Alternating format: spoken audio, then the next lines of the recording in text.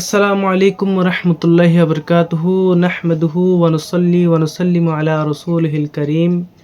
দূরে কাছে যে যেখান থেকে মাহে রমজান উপলক্ষে আইএসপি কর্তৃক আয়োজিত দৈনিক প্রশ্ন উত্তর পর্বটি উপভোগ করছেন সবাইকে অন্তরের অন্তরস্থল থেকে মোবারকবাদ এবং ধন্যবাদ জ্ঞাপন করছি।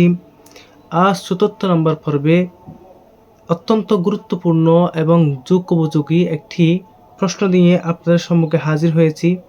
প্রশ্নটি করেছে আব্দুল গনি। তিনি প্রশ্ন করেছেন যে মসজিদে আমরা যখন জামাতে নামাজ পড়ি তখন ইমামের পিছনে কে দাঁড়াবে। ওনার প্রশ্নটা হচ্ছে এই টাইপের যে ইমামের পিছনে কে দাঁড়ানোটা হক বেশি। কারণ আমরা অনেক মসজিদের মধ্যে গিয়ে থাকি, দেখি যে ইমামের পিছনে অনেক মূর্খ ব্যক্তি, আম ব্যক্তি দাঁড়িয়ে যান, যারা নামাজের ইমামতি করার মতো যোগ্যতা রাখে না। অর্থাৎ কমিটির মানুষ বলেন বা অন্য কোনো প্রভাবশালী মানুষ সরাসরি ইমামের পিছনে গিয়ে দাঁড়িয়ে যান।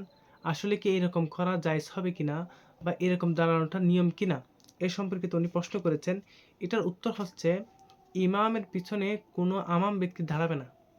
ইমামের পিছনে কোনো আমাম ব্যক্তি, কোনো জাহেল ব্যক্তি দাঁড়াবে না। কারণ ইমামের পিছনে সেই ব্যক্তি দাঁড়াবে যিনি ইমামের পরে ইমামতি করার যোগ্যতা রাখেন। কারণ ইমাম নামাজরত অবস্থায় যদি কোনো কারণে ইমামের উযু নষ্ট হয়ে যায়, কোনো কারণে যদি ইমামের নামাজ ভঙ্গ হয়ে যায়, ইমামের উযু নষ্ট হয়ে যায়, তখন ইমাম নিজে তার পিছনে যিনি মুসল্লি রয়েছেন তাকে ইমাম বানিয়ে সেখান থেকে উযু করার জন্য চলে যাবেন।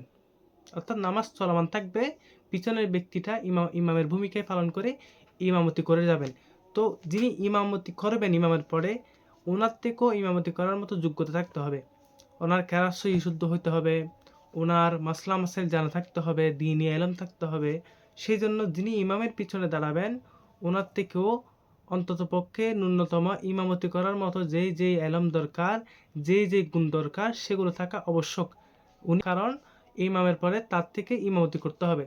যদি ইমামের কোনো একটা সমস্যা হয়ে যায়, ইমাম থেকে নামাজ থেকে বের হয়ে যেতে হচ্ছে, তখন নামাজ তো চলমান থাকবে। সেই নামাজের ইমামতি করবে কে? সেই নামাজের ইমামতি করবে যিনি ইমামের পিছনে দাঁড়িয়েছেন, সেই মুসল্লিটি। সেই জন্য তার অবশ্যই তার নামাজের পড়ানোর মতো যেই যোগ্যতা, যেই জ্ঞান সেটা থাকতে হবে।